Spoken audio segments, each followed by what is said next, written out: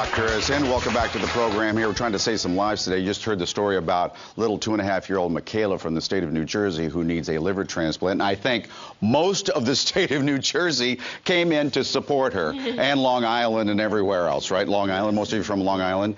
Okay. And we have another story how a family member is helping. Thank you very much, Mikey. Imagine someone you love being seriously ill, but because of an insurance company's red tape, and we've all run into that, they're being kept from life-saving help. Watch this. Live here at the CNN World Headquarters in Atlanta. And I'm Veronica De La Cruz. Veronica De La Cruz. The real heroes are America's fighting men and women. A familiar face from her days at CNN. Well, you liked it. Is leading a one-woman campaign to get her severely ill brother a much-needed heart transplant. Veronica's younger brother Eric's condition is life-threatening. When we showed up at the hospital, the doctor had basically said that, you're 2 years too late. The U.S. healthcare system is flawed by red tape, and even TV journalists get snared. When I visit him in the hospital, I see somebody who's very sick. He's suffering from severe dilated cardiomyopathy and needs a heart transplant immediately. I know that he's struggling to survive. Making matters worse, he cannot get health insurance because of a pre-existing condition. And there's more. Trying to get Eric's name on a transplant list was a struggle. It is so difficult to navigate the system. It is so absolutely frustrating. It took years of battle and a move to California to get Eric his disability. The next angry conflict was to get him on a list to get a heart. In her fight, Veronica turned to the social media network Twitter to plead for her brother. His cause has engaged the interest of legions of Twitter users, sending hundreds of thousands of tweets zooming through the blogosphere. We call them now Eric's Twitter army. And pressure and money from the Twitters helped get Eric's name on the National Heart Transplant list. He's my little brother, and I will do anything to save his life.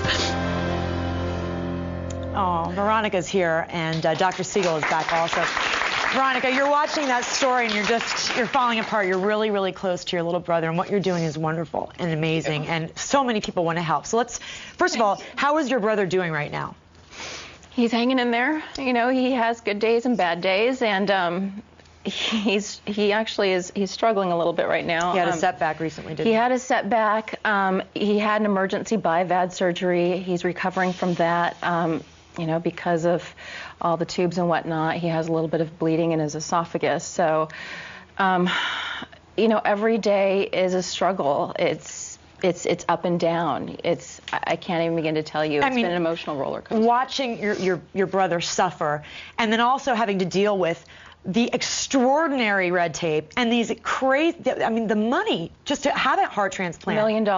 How do you come up with that? How does a regular person come up with that? I don't know. I honestly don't know. And like you heard me say, in the story there, I'm a healthy person. Yeah. And it was next to impossible for me to navigate the system.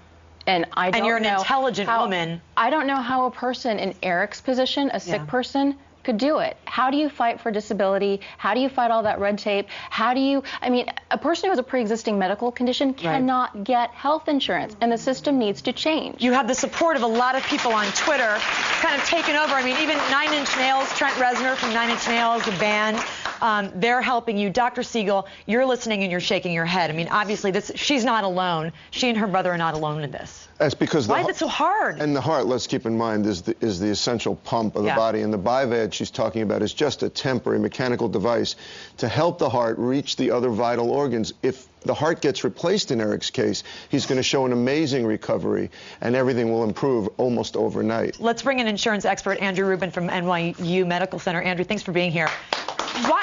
The red tape is just unbelievable.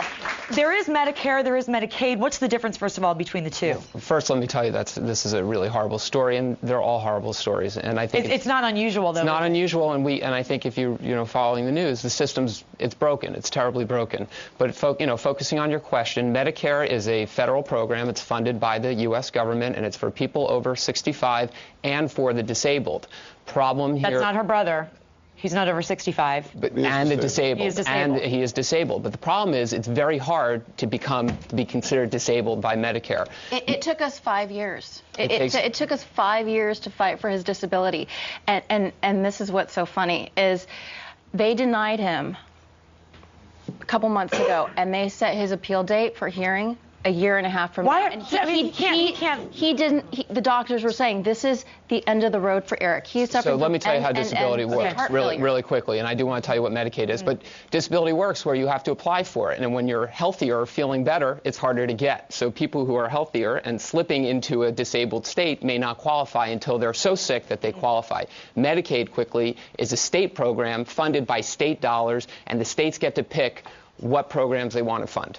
Still with us from New Jersey Organ and Tissue Share, Melissa Honahan. Melissa, what can people do to try to donate organs? Because that's obviously something that would be helpful in this situation. Right. Actually, when you choose to be registered as a donor, that's the moment you become a hero for people like you. Currently, there are over 102,000 people waiting for an organ, a life-saving transplant, and 17 to 18 people die each day waiting. Make no mistake about it. Eric is disabled, and he should qualify for Medicare, and there shouldn't be this kind of bureaucratic fight for this. Well, we want to help Veronica. We want to help Eric. For more on Veronica's story and how you can become an organ donor and how you could possibly help, log on to our website, mnjshow.com. You're doing a wonderful thing for your little brother. Thank you. All right, we'll be right back.